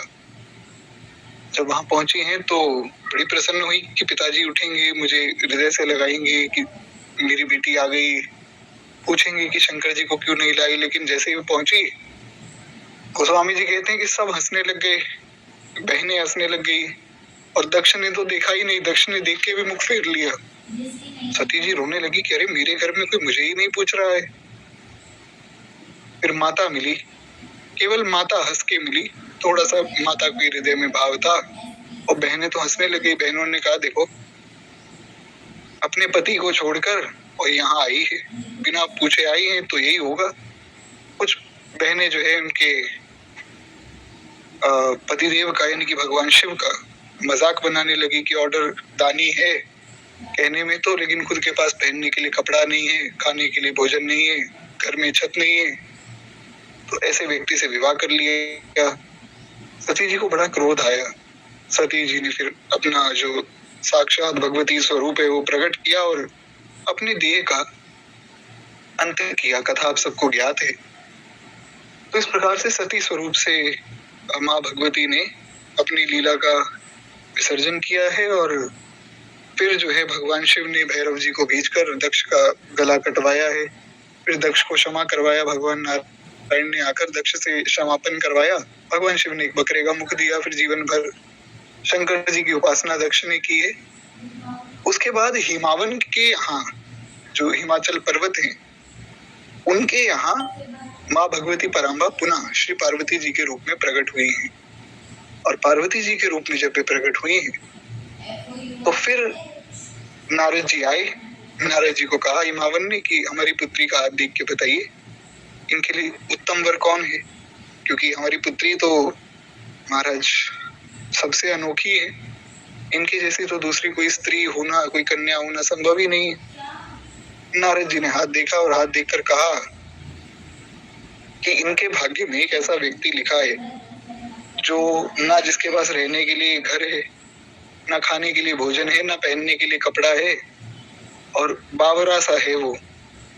तो माता मैना रोने लगी कि अरे मेरी इतनी सुंदर पुत्री, सर्वगुण संपन्न, और ऐसा पति मिलेगा। तो नारद जी ने कहा, अब जो भाग्य है सो तो भाग्य ही है, भाग्य को कौन बदल सकता है। तो उपाय ये है कि जो तप करे कुमारी तुम्हारी, भावी मेट सकहीं त्रिपुरारी। उपाय ये है कि अगर आपकी पुत्री तपस्या करे तो ऐसे ही लक्षण भगवान शिव में भी घटते हैं। ना उनके पास रहने के लिए छत है, ना खाने के लिए भोजन है, ना पहनने के लिए वस्त्र है, और बावरे तो वे हैं ही। एक पद है विनय पत्रिका का जिसमें एक बार ब्रह्मा जी आए माँ पार्वती के पास रोते हुए। तो माँ पार्वती ने कहा, ब्रह्मा जी क्या हो गया, आप रो क्यों रहे हैं?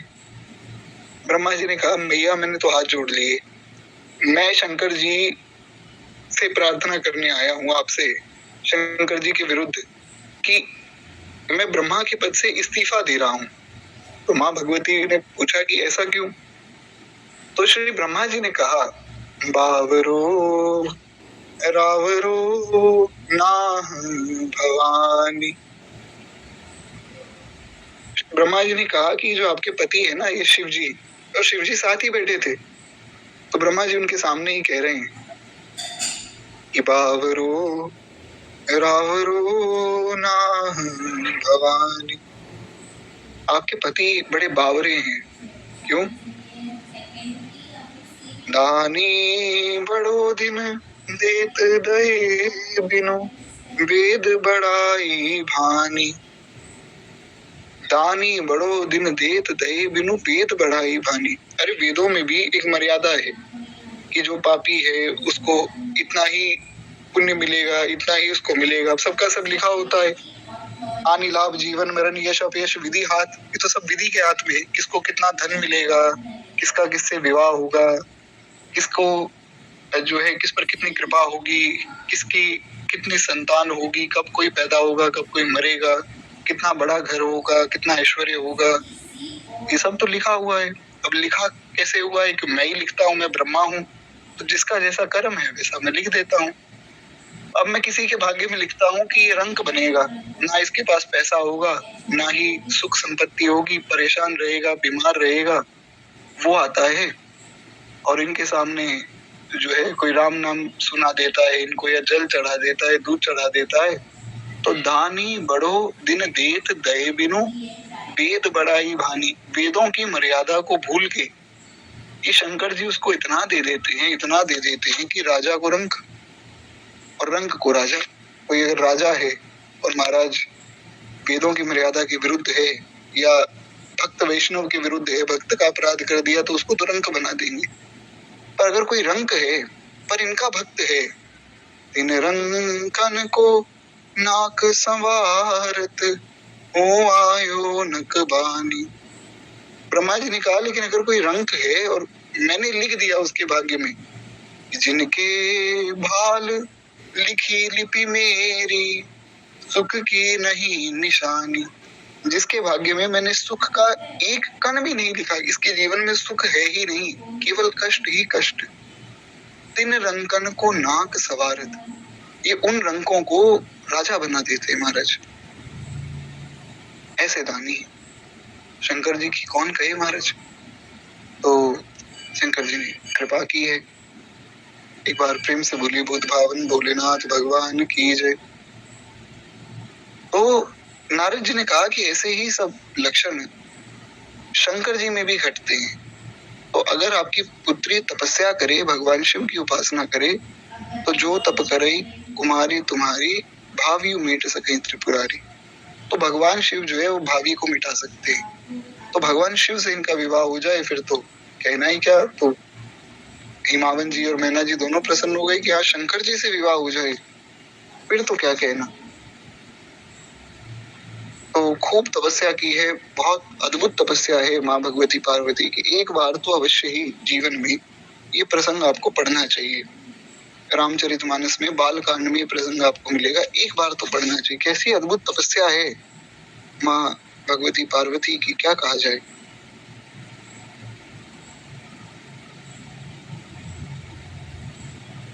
खूब तपस्या की, इतनी तपस्या की कि सूख कर शरीर हड्डी हड्डी रह गई, और फिर भी शिव शिव शिव शिव जपती जा रही पार्वती जी। खाना पीना सब छोड़ दिया, वायु छोड़ दी, हवा सांस लेने भी छोड़ दिया।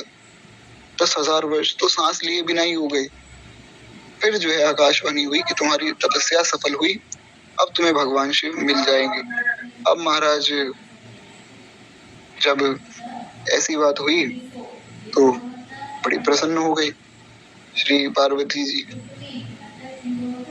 केवल 1 मिनट मुझे दीजिएगा।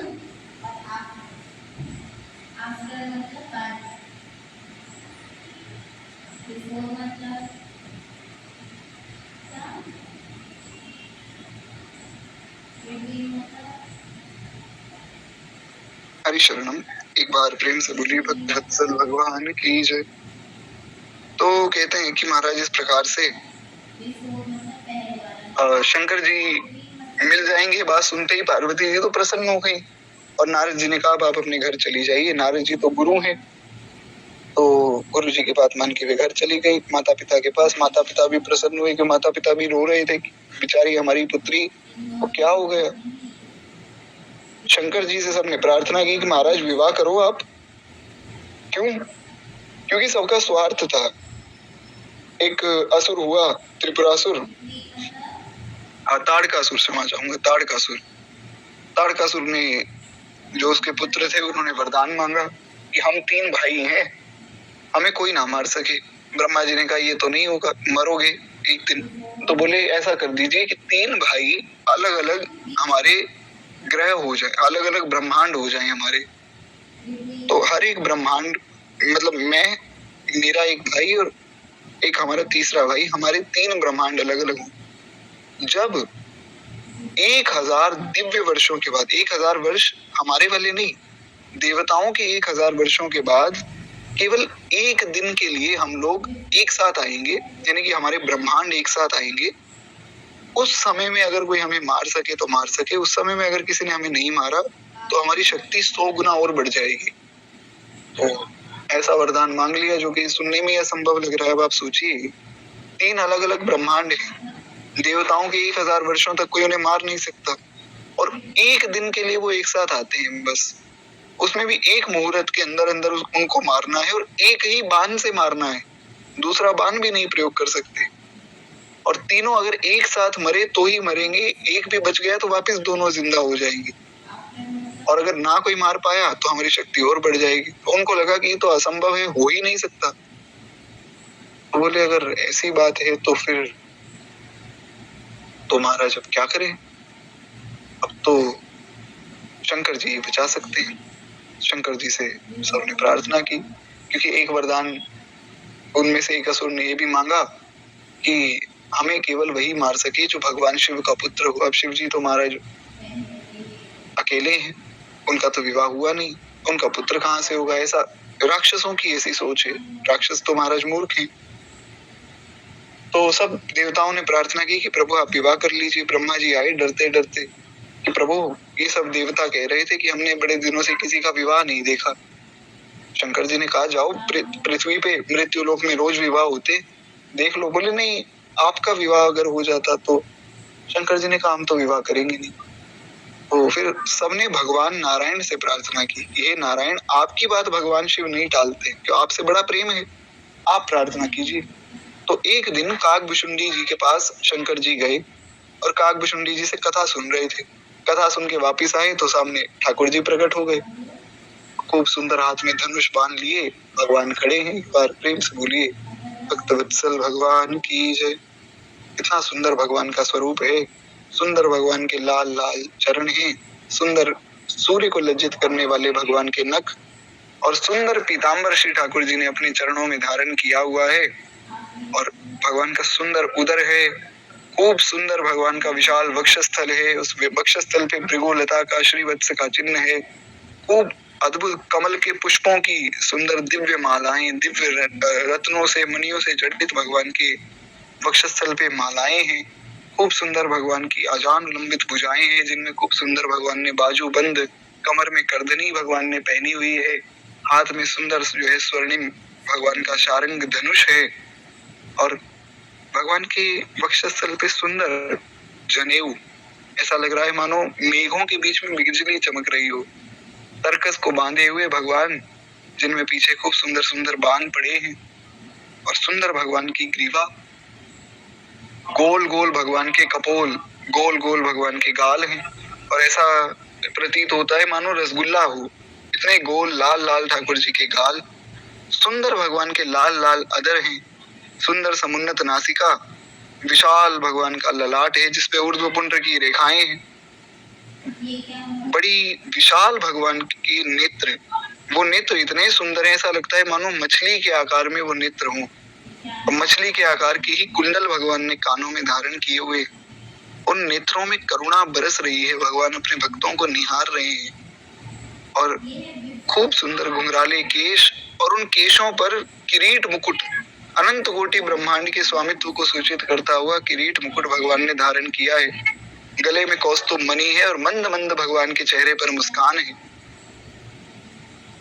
रघुवर लागत है मोहि प्यारो, ऐसा सुंदर स्वरूप कि सब सखियां जो श्री जानकी जी की सखियां हैं वे गाती हैं कि रघुवर लागत है मोहि प्यारो, रघुवर लागत है मोहि प्यारो, ऐसा दिव्य स्वरूप है। वो स्वरूप प्रकट हुआ, शंकर जी नाचने लग गए कि अभी कथा सुन के आया, दर्शन हो गया। एक बार प्रेम से बोलिए भक्तवत्सल भगवान की जय। भगवान ने प्रार्थना की है शंकर जी आप विवाह कर लीजिए। तो काम के लिए विवाह नहीं किया, काम वासना के लिए विवाह नहीं किया, क्योंकि शंकर जी तो भगवान है, भगवान में कहां से काम होगा। राम के लिए विवाह किया कि राम जी ने कहा है तो विवाह किया। तो कहा सप्तऋषियों को भगवान शिव ने कि जाओ परीक्षा लेकर आओ। परीक्षा लेने गए हैं, कथा आप सबको ज्ञात है। सप्तऋषियों ने कहा कि अरे तुम भगवान नारायण से तुम्हारा विवाह करा देते हैं। तो पार्वती जी ने कहा कि मैं नारायण से विवाह कर लेती, पर पहले मेरे गुरु जी ने आकर शिव जी के विषय में बता दिया। अब शिव जी को मैंने पति मान लिया, अब दूसरे पुरुष को मैं देख नहीं सकती, अब मेरी नजर में कोई दूसरा पुरुष है ही नहीं, अब तो मैं शिव जी से ही विवाह करूंगी महाराज। तो पक्का हो गया शिव जी के मन में भी कि अब जो है ये वैसे बात नहीं करेंगे जैसी सती रूप में इन्होंने की। तो महाराज बारात लेकर शंकर जी चले हैं, और कितनी अद्भुत बारात है कि शंकर जी के भूत प्रेत साथ रहते हैं। तो सब देवता तो अपनी तैयारियों में लगे हुए हैं कि शिव जी की बारात जाएगी, हम भी जो है सजावट करें, अपने विमान सजाने लग गए, कोई जो है सब अपनी पत्नियों के साथ मिलके तैयार होने लग गए। अब शंकर जी को कौन सजाए, भूत प्रेत बेचारे जैसा उनको सजाना आता है वैसे ही सजा रहे हैं। तो सजा दिया, मुकुट की जगह पहना दिया सांप, जटा पे सांप बांध दिए। शंकर जी ने कहा कि हमारी जटा ही मुकुट है। तो सब भूतों ने कहा कि प्रभु भगवान विष्णु आपके इतने अच्छे मित्र हैं, उनसे एक मुकुट तो मांग लीजिए, कम से कम सोने का बढ़िया मुकुट रहेगा, अच्छा लगेगा। शंकर जी ने कहा अरे जटा है तो सही, जटा का मुकुट बनाओ, उस पे सांप बांध दो। सांप क्यों बांध दे महाराज? शंकर जी ये संकेत दे रहे हैं कि सिर पे सांप बैठा है, काल बैठा है, भैया भजन करो, समय पूरा होने वाला है, कभी भी मर सकते हो। तो बोले लोग जब विवाह करते हैं खूब सुंदर हल्दी का उपटन लगाते हैं, क्रीम लगाते हैं, पाउडर लगाते हैं, महाराज आप क्या लगाएंगे? बोले भस्म है ना, भस्म रमा दो। महाराज भस्म लगा दी। तो बोले खूब बढ़िया बढ़िया कपड़े पहनते हैं सब लोग। शंकर जी ने कहा कोई बात नहीं, मृग छाल पहना दो। तो मृग की छाल पहन ली शंकर जी ने। बोले महाराज अब ऐसा है कि जब भी कोई दूल्हा सजता है खूब बढ़िया सूट पहनता है तो बेल्ट भी लगाता है, आपके पास तो बेल्ट है नहीं, और मृग छाल अगर गिर गई तो? शंकर जी ने कहा गिर गई तो गिर गई। बोले आपके लिए तो कोई बात नहीं, आप तो महाराज सिद्ध योगी हैं, आप तो भगवान हैं, पर समाज में ऐसी मर्यादा नहीं प्रभु। बोले बेल्ट की जगह एक सांप बांध दो। सांप बांध दिया महाराज, और कुछ बढ़िया हाथ में तलवार आदि लेकर जाते हैं दूल्हे। शंकर जी ने कहा हमारा इतना बड़ा त्रिशूल है, ये लेकर चलेंगे। और मुंह पे चेहरे पे खूब भस्म रमा ली, और बोले कोई माला तो पहन लो महाराज, इतने बढ़िया दूल्हा बने हो। बोले मुंडों की माला पहना दो। अब आप सोचिए, मुंडों की माला पहन के, सिर पे सांप लपेट के, हाथों पे पांव पे सब जगह सांप लौट रहे हैं, भस्म रमाए हुए शंकर जी। और शंकर जी तो शंकर जी है, क्या कहा जाए। सानंद मानंद वने वसंतम आनंद कंदम हतपाप वृंदम वाराणसी नाथ नाथम श्री विश्वनाथम शरणम प्रपद्ये। कैसा सुंदर स्वरूप है जिसका वर्णन ही नहीं किया जा सकता है। मुख पे मंद मंद शंकर जी के मुस्कान है, और महाराज जटा से गंगा जी की धारा बह रही है, चंद्रमा जो है लटके हुए हैं, खड़े हैं भगवान शिव, और ऐसा गोरा भगवान शिव का स्वरूप है। कर्पूर गौरम करुणावतारम संसार सारम भुजगेंद्रहारम सदा वसंतम हृदयारविंदे भवम भवानी सहितम नमामि। कर्पूर गौरम, कपूर से भी ज्यादा गोरे भगवान शिव हैं। मंद मंद मुस्कान लिए शंकर जी चले हैं और बोले कि महाराज अब इतना कुछ तो हो गया, किसी से कुछ नहीं मांगा आपने, कम से कम एक बढ़िया जो है पुष्पक विमान मांग लो। अरे राम जी आपके इष्ट हैं, आराध्य हैं, और राम जी आपकी भी पूजा करते हैं, तो राम जी को कहो कि अपना पुष्पक विमान दे दें। कम से कम पुष्पक विमान में जाएंगे सब लोग, दूल्हे राजा है तो थोड़ा आपका वो मान सम्मान होगा वहां आपके ससुराल में। शंकर जी ने कहा अरे हमारा नंदी जो है सदा सदा से हमारी सेवा करता आया है, हम तो नंदी पे बैठ के जाएंगे। और नंदी जी पे बैठे तो उल्टे बैठे। अब बोले महाराज उल्टे क्यों बैठे हो? बोले उल्टे इसलिए बैठे हैं क्योंकि नंदी जो है धर्म का स्वरूप है और धर्म को पीठ नहीं दिखा सकते हैं, तो इसलिए उल्टे बैठ गए। और दूसरी बात ये है कि हम तो आगे आगे चलेंगे, बाकी सब देवता पीछे पीछे, क्यों सब देवता आए, सबने कहा कि शंकर जी तो तैयार हो ही गए होंगे, हम चलें। सब देवता पहुंचे तो महाराज देवताओं की पत्नियां तो हंसने लग गई। अब इस लीला में संशय नहीं करना चाहिए, ये तो केवल लीला है, मधुर लीला है भगवान की। सबने कहा ये कैसा स्वरूप बना लिया भगवान आपने? तो शंकर जी ने कहा यही है हमारा स्वरूप। अरे हम नाटक थोड़ी कर रहे हैं, जैसे हैं सो वैसे जाएंगे, हमारे मन में कपट थोड़ी है।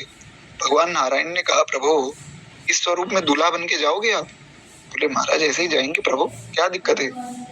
तो भगवान ने कहा ऐसा करो फिर आप लोग आगे आगे चलो, हम लोग पीछे पीछे आएंगे। क्यों? क्योंकि हम अगर आपके साथ चलेंगे तो लोग सोचेंगे ये भी इनके जैसे ही हैं। आपके साथ तो भूत प्रेत पिशाच चल रहे हैं, किसी भूत के एक सिर है, किसी के करोड़ सिर है, किसी का सिर ही नहीं है, किसी भूत का एक हाथ है तो किसी के 10 हाथ है, किसी के हाथ ही नहीं है। कोई केवल जो है अपना शरीर लेकर जा रहा है, कोई केवल सिर लेकर जा रहा है, कोई सांप जा रहा है तो कोई महाराज आत्मा ही उड़ती हुई जा रही। तो आपके साथ तो विचित्र लोग हैं, क्योंकि राम जी का जब विवाह हुआ तो जो है अशुभ और अवगुण आदि तो आए नहीं, भूत प्रेत तो आए नहीं। तो शंकर जी ने कहा कोई बात नहीं, जब हमारा विवाह होगा तब तुम लोग आ जाना। तो शंकर जी तो महाराज खुला दरबार है उनका, सब लोग आ गए, नाचने लगे। कोई कितना डरावना कितना भयावह है तो कोई बड़ा सौम्य है, सब लोग चले, बारात चली। तो शंकर जी ने कहा भगवान नारायण पीछे पीछे चलेंगे तो हम उल्टे बैठ जाते हैं ताकि भगवान की तरफ पीठ ना हो जाए। थोड़ी देर बाद देवताओं ने सोचा कि अगर हम पीछे चलेंगे और ये लोग आगे चलेंगे तो इनको देख के तो वधु पक्ष वाले लोग डर जाएंगे, तो हमें तो महाराज कुछ खाने पीने मिलेगा नहीं। तो फिर जो है भगवान को आगे किया और सबने कहा कि हम ऐसा करते हैं, हम लोग आगे चलते हैं, आप लोग पीछे पीछे आना। शंकर जी ने कहा महाराज बड़े विचित्र हो प्रभु आप। भगवान ने कहा क्या हो गया? बोले अरे मेरा विवाह है, मैं आगे चलूंगा कि आप लोग पहले चले जाएंगे? बाराती थोड़ी पहले जाते हैं।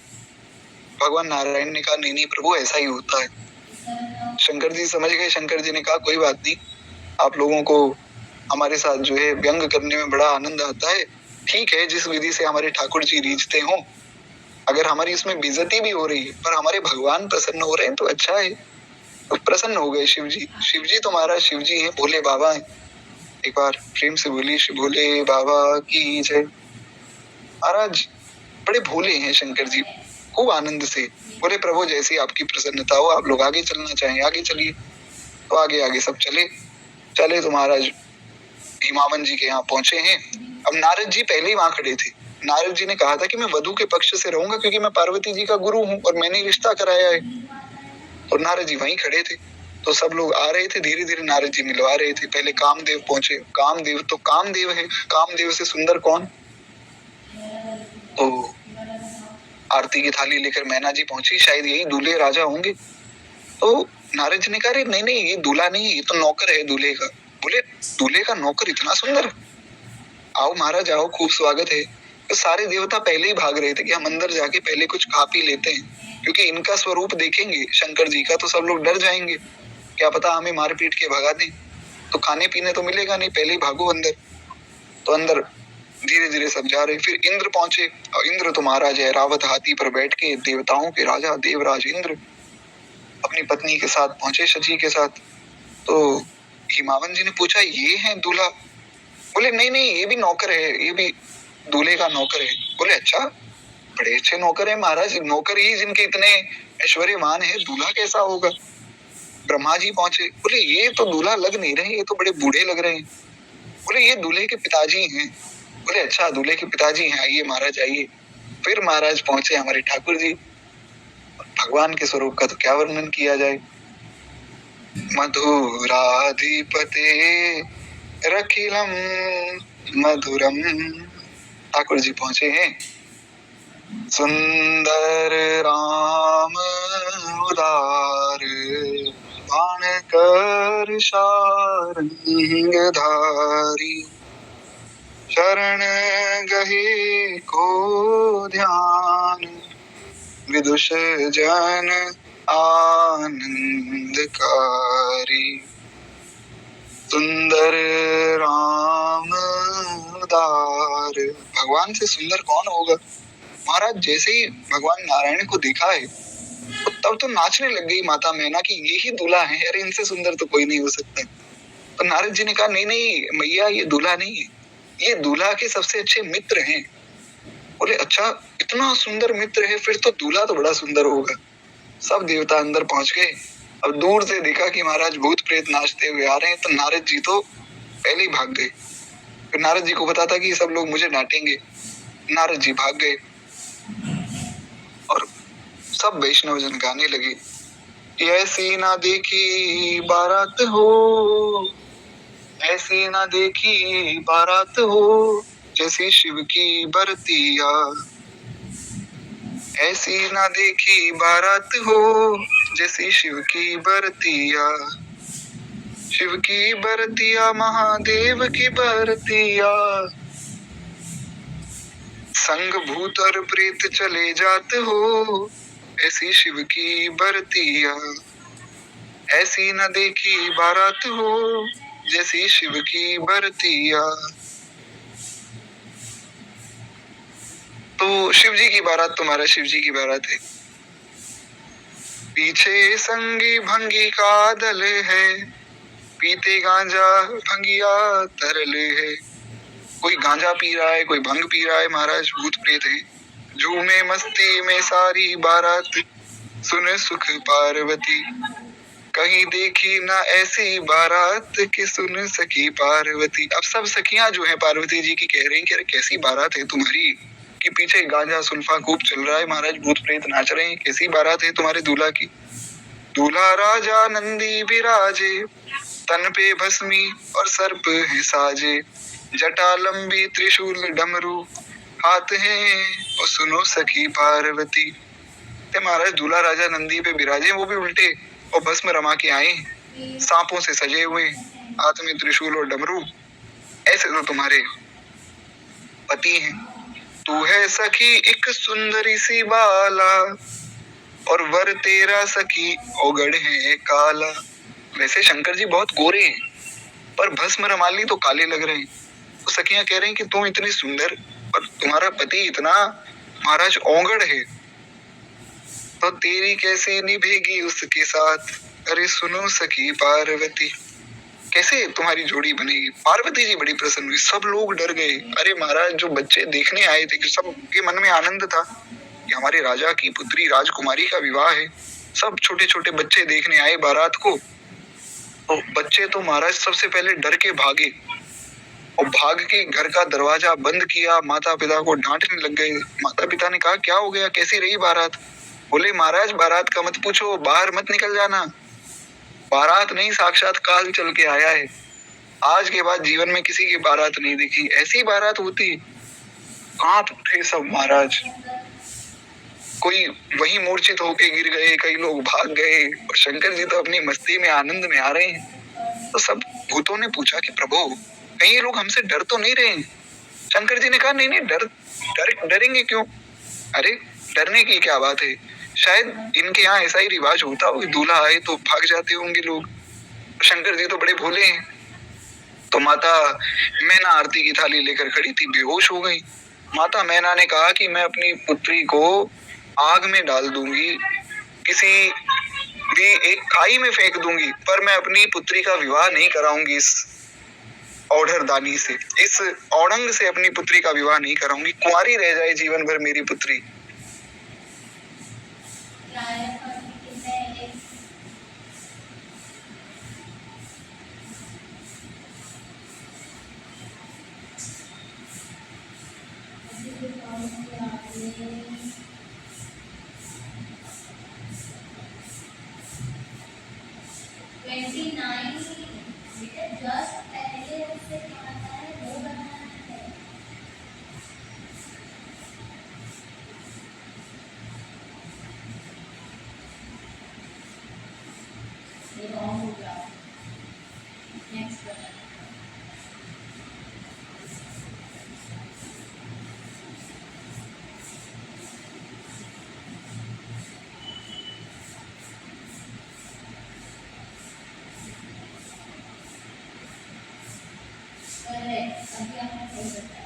नारायण। आशा करता हूँ मेरी आवाज आ रही होगी। क्षमा प्रार्थी हूँ, संभवतः ये अपने आप ही म्यूट हो गए। तो खैर हम सुन रहे थे इस प्रकार से। माता मैना तो मूर्छित हो गई। आशा करता हूँ यहाँ तक आपने सुना होगा। तो माता मैना ने कहा कि मैं तो अपनी पुत्री को महाराज कुंवारी रखना पसंद करूंगी, इस व्यक्ति से विवाह नहीं कराऊंगी। तो श्री मैनाक जी ने समझाया कि देवी ऐसा नहीं होता है। अरे साक्षात भगवान है, ये तो इनकी लीला है। लीला है तो महाराज अच्छा स्वरूप तो बनाए। गले में सांप लपेट कर आए हैं और सांप ही दे रहे हैं जो है भेंट में प्रथम मिलन में। ये कैसे दूल्हा है?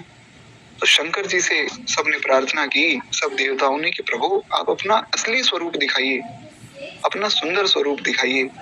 शंकर जी ने कहा यही हमारा सुंदर स्वरूप है। बोले प्रभु इस संसार के लोग क्या समझेंगे आपके स्वरूप को, आप अपना स्वरूप, अपना ऐश्वर्य दिखाइए। और महाराज शंकर जी ने जब फिर सांसारिक रूप बनाया है, बढ़िया सुंदर जो है वस्त्र धारण किए, सुंदर जो है मणि माणिक्यों की माला, सुंदर पगड़ी भगवान शिव ने धारण की है। एकदम कर्पूर भगवान शिव का बदन है, लाल लाल भगवान के अधर, खूब सुंदर भगवान के नेत्र हैं, बढ़िया सुंदर त्रिपुंड धारण किए हुए श्री शंकर जी, और खूब सुंदर जो है बाजूबंद, और बढ़िया जो है विवाह के वेश में जब शंकर जी आए हैं, तब तो महाराज सब नाचने लगे कि अरे ये हमारे दूल्हा हैं।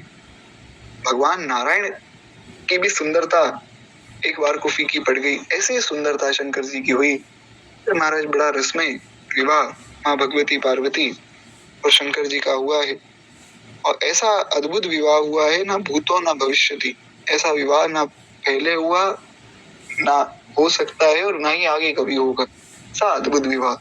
विवाह में संकल्प पड़ा गया तो कन्या के माता कौन, कन्या के पिता कौन, सब पढ़ा गया। शंकर जी से पूछा गया कि आपके पिता कौन? बोले हमारे पिता कौन होंगे, हम ही सबके पिता हैं। बोले नहीं, फिर भी संकल्प तो पढ़ना पड़ेगा। बोले हमारे पिता ब्रह्मा जी। बोले ब्रह्मा जी के पिता कौन? बोले ब्रह्मा जी के पिता जो है नारायण। बोले फिर नारायण के पिता कौन?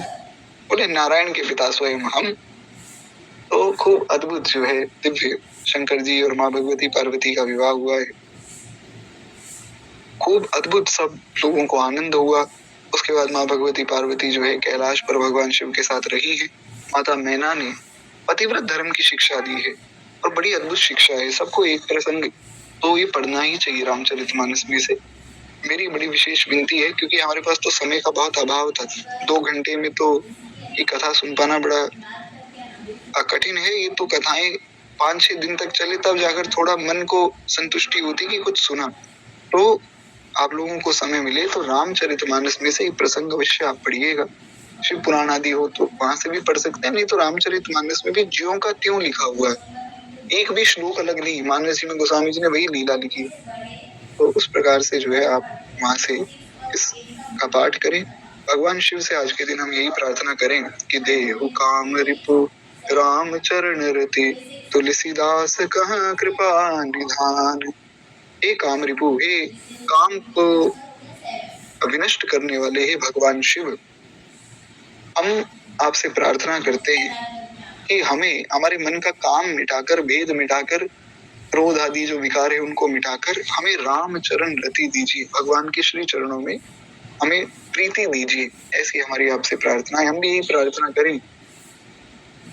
कर्पूर गौरम करुणावतारम संसार सारम भुजगेन्द्रहारम सदा वसंतम हृदयाल विंदे भवम भवानी सहितम नमामि, भवम भवानी सहितम नमामि।